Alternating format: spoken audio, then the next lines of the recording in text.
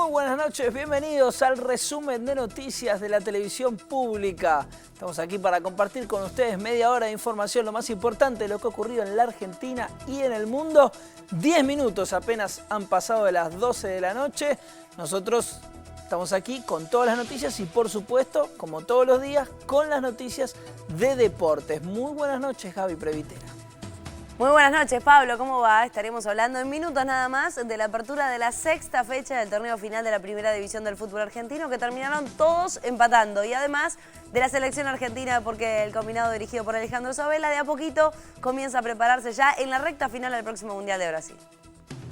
Esto en materia de deportes. Nosotros tenemos mucha más información. Ayer no estuvimos al aire, la televisión pública transmitió los carnavales.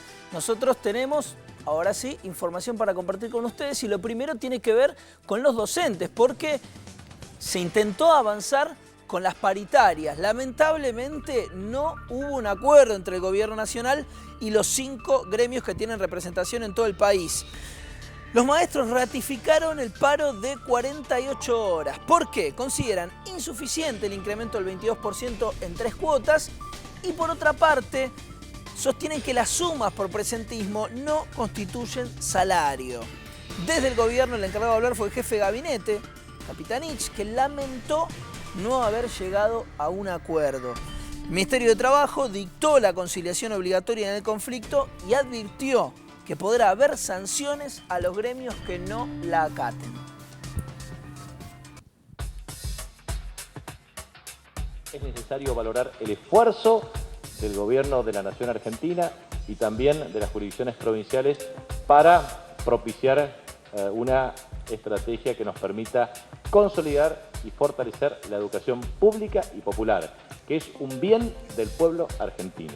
Y en ese contexto vamos a hacer el máximo esfuerzo para que el diálogo sea la herramienta que nos permita consolidar la plena vigencia de ese concepto de educación inclusiva, popular, pública, que tienda a la calidad porque es la base de la equidad distributiva. Esta negociación va a continuar. La conciliación obligatoria persigue el objetivo de que podamos continuar negociando. Este es un gobierno que ha demostrado claramente su posición a lo largo de estos 11 años en defensa de la educación pública y creemos entonces que todo consenso debe insistir. Nos gustaría mucho haber podido arribar a una solución como para que mañana comiencen las clases. Por eso definimos que esa negociación se tenía que hacer con mucha anticipación.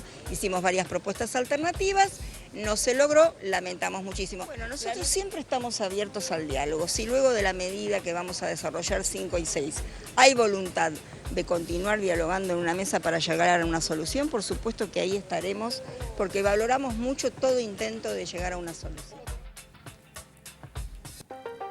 Y lamentablemente en la provincia de Buenos Aires tampoco hubo acuerdo en la paritaria docente, ya que el gobierno reiteró la oferta del 25,5% en 3 tramos y el Frente Gremial ratificó el paro de 72 horas. Por lo tanto, esta semana no empiezan las clases en territorio bonaerense. Los maestros reclaman al gobierno provincial un aumento del orden del 35% y sus plenarios ya votaron medidas de fuerza para no iniciar el ciclo lectivo. Buenos Aires tampoco comienza las clases, lamentablemente. Empezamos así con las paritarias docentes que lamentablemente no se resuelven, no va a haber clases. Esperemos que en estos días se solucione. Hay chicos que no van a tener clases. Y por supuesto docentes que están reclamando lo que creen justo. Esperaremos que se llegue a un acuerdo y estaremos atentos. Tenemos más información en este picado de noticias.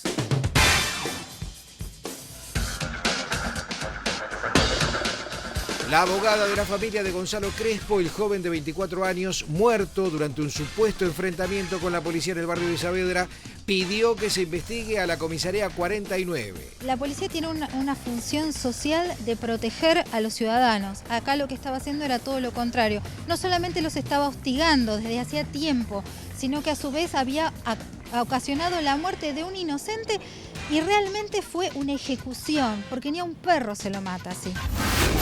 La aplicación de internet Precios Cuidados recibió durante febrero más de 1000 denuncias diarias por faltantes de productos y otras irregularidades detectadas por los usuarios.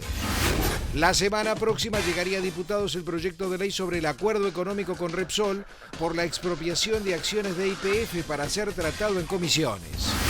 Desde este martes rige el nuevo cuadro tarifario en el transporte de Córdoba. La nueva tarifa parte de 5,30 pesos e incluye la posibilidad de combinar distintos precios y servicios.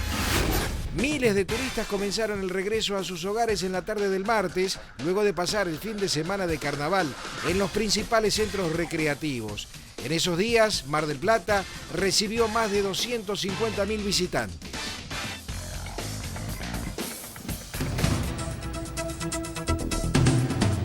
Debido al desborde de un arroyo a causa de las intensas lluvias, la autopista panamericana permaneció cortada durante varias horas a la altura de la ruta 197 en Pacheco.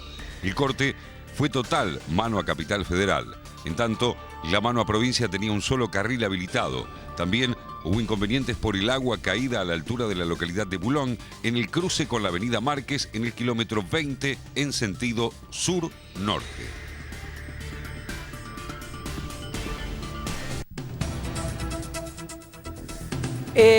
Sergio Massa, el líder del Frente Renovador, salió fuerte en contra de la reforma del Código Penal. Todavía un anteproyecto.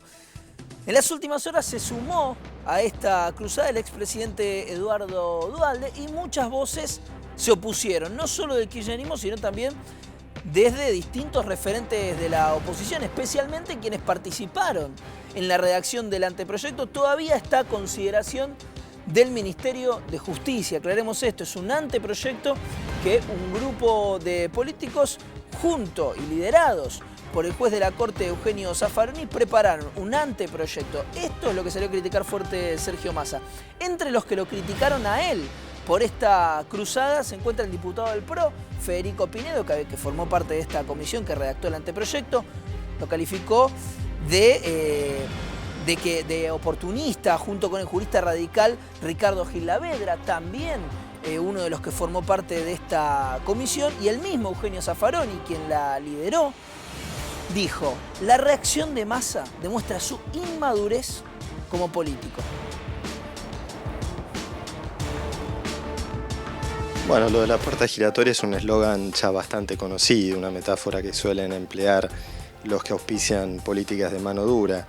Es difícil responder a cada una de las cosas que se han dicho porque muchas de esas son directamente falsedades. Por ejemplo, escuché recién que proponíamos reducir la pena de los violadores, cuando en realidad no solamente se mantiene la misma pena que está en el código vigente, sino que se aumenta el máximo de 15 a 18 años cuando la víctima es un menor de 13 años. De modo que es difícil responder a cada una de las cosas que se han dicho porque no sabemos de dónde han obtenido esa información o si directamente no han leído el proyecto o se los han explicado mal. No hay que tener miedo a hacer un debate público, amplio y lo más participativo posible.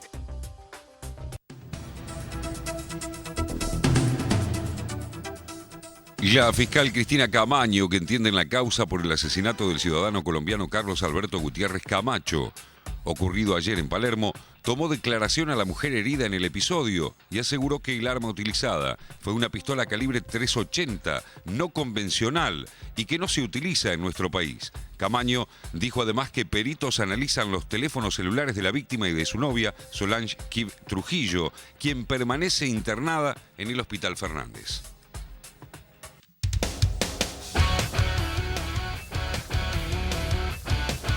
Una nueva fecha del torneo final del fútbol argentino nos cuenta todo Gabriela Previetera. Bueno, vamos a arrancar hablando...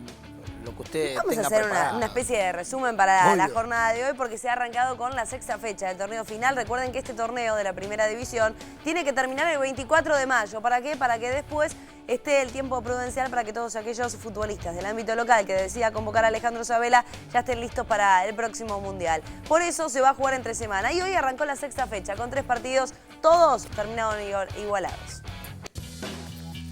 Sin goles en este caso, All Boys y Argentinos Juniors, 2 equipos que necesitaban sí o sí sumar de a 3 porque ambos corren peligro en cuanto a los promedios. También terminaron empatados Gimnasia de La Plata frente a Atlético de Rafaela. En la jornada de hoy La apertura del marcador iba a llegar a los 24 minutos de la primera etapa cuando Omar Pouso decretaba el 1-0 parcial a esa altura para el Lobo de la Plata, que se ponía en victoria y que de esta manera volvía a sumar de a 3 en este campeonato de la primera división. Por el contrario, Atlético de Rafaela, que venía de 2 fechas consecutivas con derrotas, por lo menos se iba a llevar un punto y se iba a dar esta gran corrida y la definición de Lucas Albertengo a los 44 minutos de la primera etapa para terminar el primer tiempo igualados, resultado que después iba a ser el definitivo. 1-1 entonces entre Gimnasia de La Plata y Atlético de Rafaela. Dos equipos que también tienen que tratar de engrosar su promedio, pero está claro que las minas están puestas en tratar de pelear este campeonato que lleva por ahora 6 fechas. Mañana y pasado se van a estar desarrollando el resto de los encuentros. 1-1 entre Gimnasia y Atlético de Rafaela. Y vamos a pasar a hablar también de quién era hasta hoy el puntero en absoluto del campeonato. Estamos hablando de Colón de Santa Fe. Más allá de que haya igualado frente a Godoy Cruz, lo cierto es que va a seguir siendo puntero, pero tal vez no en soledad cuando jueguen los otros 2 equipos que tiene por detrás. El primer gol del partido, en este caso, iba a llegar a los 20 minutos del segundo tiempo. Meli iba a decretar el 1-0 parcial para el puntero del campeonato, para el Sabalero, que después de haber caído con Racing en la primera fecha por 3-0, cuando se decía, Pablo, que Racing iba a ser el gran candidato al campeonato, Racing perdió lo demás y Colón ganó todo el resto, hasta llegar a esta fecha que termina igualando. En este caso, Sigali, a los 40 minutos de la segunda etapa, ponía las cifras definitivas. 1-1 también, empate entre Colón y Godoy Cruz. Insisto, Colón por ahora sigue siendo puntero del campeonato.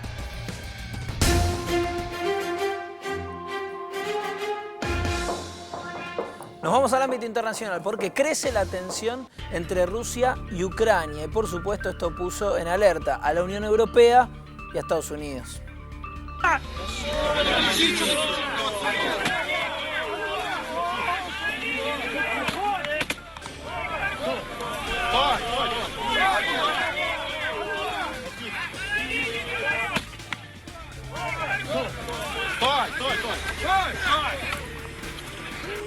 Soldados ucranianos por un lado y rusos por el otro protagonizaron esta mañana el primer incidente de tensión en la base aérea de Belbek, ubicada en Ucrania, cerca de Sebastopol. El enclave militar es controlado por Rusia, por lo que los efectivos del ejército de ese país lanzaron disparos al aire para detener el avance de un grupo de soldados ucranianos que marchaba hacia la base mientras entonaba el himno nacional de ese país.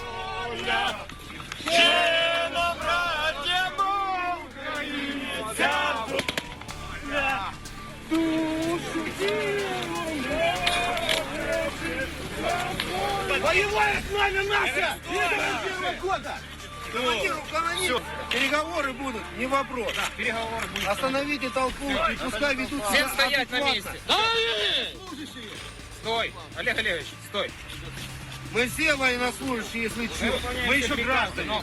В угоду какому-то одному политическому деятелю мы сейчас столкнуты лбами. 2 братских народа. Это неправильно. Вы специально провоцируете нас. Не провоцируем. Мы без оружия. Какая провокация? Взять самолет и под охрану. Los rusos nos dijeron que si no nos deteníamos, nos dispararían a las piernas, aseguró Sergei Golovchansky, mayor del ejército del aire ucraniano. Sin embargo, el presidente ruso Vladimir Putin negó que haya tropas rusas en Ucrania y aclaró que por ahora no va a enviarlas. El presidente ruso acusó a Occidente de haber apoyado el derrocamiento del presidente Viktor Yanukovych y reveló que su país tiene derecho a apelar al ejército para defender a los rusos de Ucrania. Pero según las autoridades ucranianas, prácticamente todas las unidades militares en Crimea están rodeadas o tomadas por soldados rusos. Detallaron que desde el inicio de la crisis, unos 6.000 efectivos adicionales han entrado en la región, además de algunos aviones y helicópteros de combate. Pero Putin replicó que Rusia no contempla la anexión de Crimea y aseguró que quienes bloquean las unidades militares ucranianas en esa zona no son tropas rusas. En tanto, el secretario de Estado norteamericano John Kerry pidió al Kremlin distender la crisis en la República Autónoma Ucraniana de Crimea y devolver las tropas a los cuarteles. Kerry amenazó con aislar política, diplomática y económicamente a Rusia si no retira las tropas supuestamente apostadas en la región. En Bruselas, en tanto, el Consejo del Atlántico Norte, el máximo órgano de decisión de la OTAN, dijo que Rusia sigue violando la soberanía e integridad territorial de Ucrania y advirtió sobre las graves implicaciones de esas presuntas acciones.